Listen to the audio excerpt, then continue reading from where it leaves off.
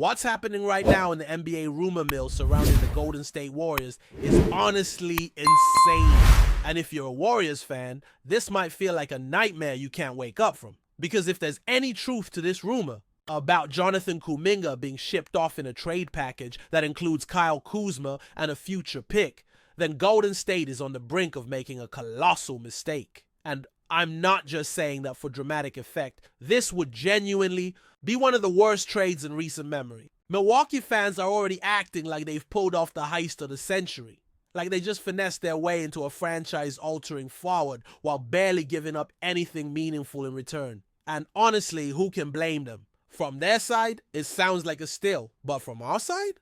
This is an outright disaster waiting to happen. Now, before you start panicking or celebrating depending on which jersey you wear, let's take a step back and really look at what's going on here. Because the details matter. This report, which has been causing an uproar on social media and across NBA fan circles, originated from a tweet claiming that the Milwaukee Bucks have explored sign and trade scenarios to acquire Jonathan Kuminga. The report adds that Golden State has shown little interest in Kyle Kuzma and that Milwaukee would need to attach a first-round pick in 2031 and a prospect to really generate any momentum in talks. But here's the thing, nowhere in that. Our tweet, is there a source? No, according to league sources. No, I'm hearing from people around the league. Nothing. Just a claim tossed into the digital wind, and suddenly it's got fan bases talking like the deal is already done. This is where things start to get messy, because if you don't pay close attention, it's easy to get swept up in the hysteria. It's easy to think that this is a legitimate, ongoing negotiation between front offices, when in reality, it might be nothing more than speculative chatter or someone trying to stir up clicks. The reporter who posted the tweet, while someone who does cover the NBA and contributes to notable outlets, didn't provide any sourcing, which immediately calls the credibility into question. Compare that to someone like Anthony Slater from The Athletic, who has long covered the Warriors and actually has sources on the ground. When Slater reports something, he makes it clear that it's based on information from people within the league, agents, executives, scouts, people who are actually in the know. That doesn't mean every rumor is going to come true, but at least there's a foundation behind it. In fact, Slater recently did report that the Washington Wizards have entered the mix as a team with interest in Kuminga. He mentioned that Washington sees Kuminga as a possible fit for their rebuilding timeline, and that the idea of acquiring him has picked up steam over the last few days. More importantly, Slater cited league sources, giving his report an air of legitimacy. He also noted that other teams, including Miami, Chicago, Milwaukee, and Brooklyn, have expressed varying levels of interest in Kuminga. Again, we're hearing that from someone plugged into the league, not just tossing out ideas for engagement. That matters, and even if we assume, just for the sake of argument, that the Bucks are interested in Kuminga and are actually considering offering Kyle Kuzma and a future pick in return, we need to talk about what kind of deal that would be for the Warriors, because on paper it looks terrible.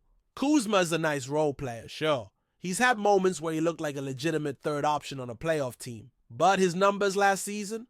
Underwhelming. He averaged under 15 points per game, fewer than 6 rebounds, just over 2 assists, shot under 45% from the field, and barely 30% from 3.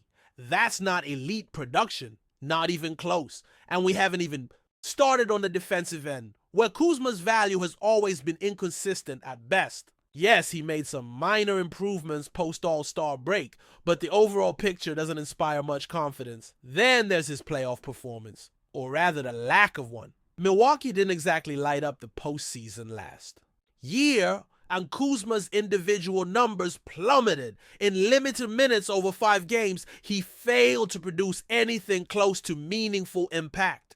At one point, his role diminished so much that he played just over a dozen minutes in a critical playoff game. You want to give up a 21-year-old athletic forward with sky-high potential for that? For a player who is closer to the back half of his career than the beginning, who has proven time and again that he's not a difference maker in big games? That's what's being proposed. Let's not forget Kuzma's contract either. The guy is due $22 million next season with another year tacked on after that. Yes, the value declined slightly, but that's still over $40 million for a player who has, at best, been a complementary piece in his prime. You're going to tie up that kind of cap space when you're already trying to rebuild your depth and flexibility after losing core veterans. That's not just risky, it's reckless. And sure, the report mentions a first-round pick being attached, but let's talk about that pick. It's not next year's pick. It's not even a pick in the next 3 years. It's a 2031 first rounder. That's 6 years from now. Who even knows what the Bucks are going to look like in 2031? That pick could be in the late 20s if they're still competitive, and odds are they will be as long as Giannis is healthy and happy. So we're talking about a pick that might not even yield a real asset, just to take on a bloated contract and give up one of the most promising young players Golden State has had since drafting Jordan Poole. The other issue? The money doesn't even work cleanly in a trade. According to the trade machine, which I'll admit isn't always gospel, but usually gives a decent baseline, the salaries are off by about $2 million. That might not sound like a lot, but in NBA cap terms, especially with the new collective bargaining agreement and apron restrictions, that can be the difference between a trade being legal and getting shut down. Golden State can't take back more than a certain amount based on what they're sending out. And depending on what Kuminga's new deal looks like, they might not even be able to make the math work. You'd have to throw in additional players or exceptions just to get the deal through. And then what? You're giving up depth and flexibility for a guy you're not even sure fits your timeline. This isn't just a matter of fans overreacting. This is a matter of value, of return on investment. Jonathan Kuminga is not a finished product. That much is clear. But the upside is real. He's 21 years old, has freakish athleticism, flashes of high-level defense, and an offensive game that continues to grow. We've seen him dominate second units. We've seen him explode in transition. And yes, there are moments of inconsistency, but that's part of the process with young players. You don't give up on that potential for a player like Kuzma, especially not when the market is as dry and you're getting no immediate benefit. And by the way, it's not just one guy reporting that things are quiet on the Kuminga front. Multiple connected voices have said the same thing. From national insiders to local beat reporters, people who have been covering the Warriors for decades, there's a general sense that the trade market for Kuminga is cold right now. Not because teams don't like him, but because of the complicated nature of his next contract and the uncertainty around his role.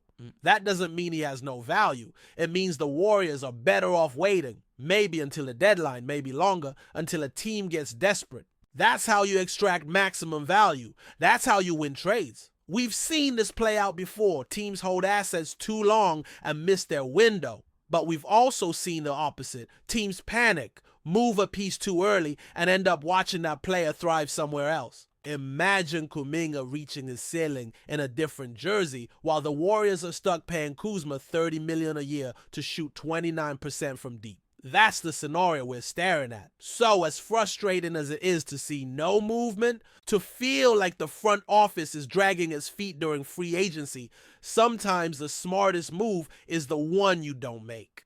Letting things breathe, seeing how the season starts, letting Kuminga prove himself again. Because once he does, and once his value rebounds, then you're talking about real offers. Not this lowball nonsense that only looks good if you're wearing green and cream and yelling fear the deer. There's still a long off season ahead. Things are going to shift. Players will get moved. Teams will reassess. And when that happens, the Warriors need to be ready, but not desperate. Because the minute you start acting out of fear instead of patience, that's when you lose. And if this front office knows anything, it's how fast the NBA can change. So don't blow up your future for short-term relief. Don't fall for the trap. And above all, don't trade Jonathan Kuminga for Kyle Kuzma and a distant first round pick. It's not worth it. Before we continue, make sure to leave a like and subscribe to the channel so you won't miss any exclusive Dubs updates. Let's keep going.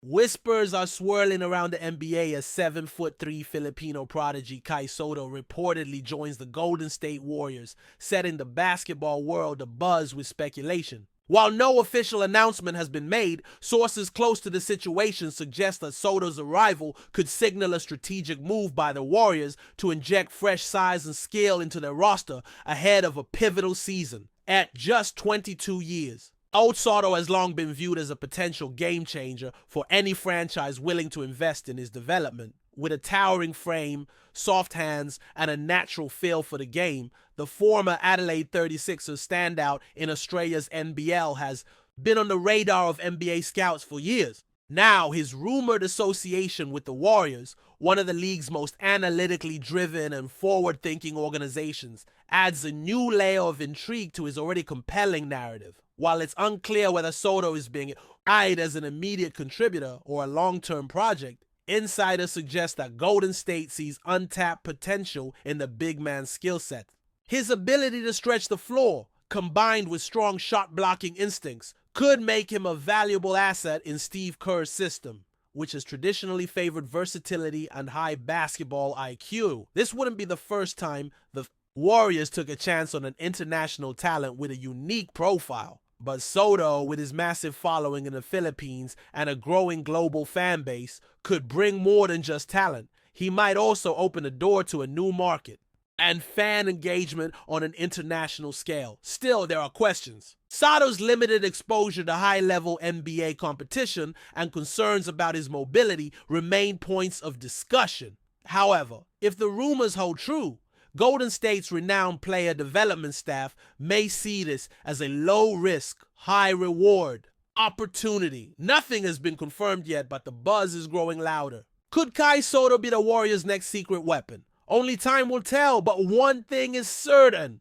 All eyes are now on the Bay Area, watching to see if the Filipino phenom is ready to make the leap from potential to production. Stay updated exclusively with the latest Dub Nation news. Subscribe to our channel and hit the like button to keep getting daily updates on the Warriors.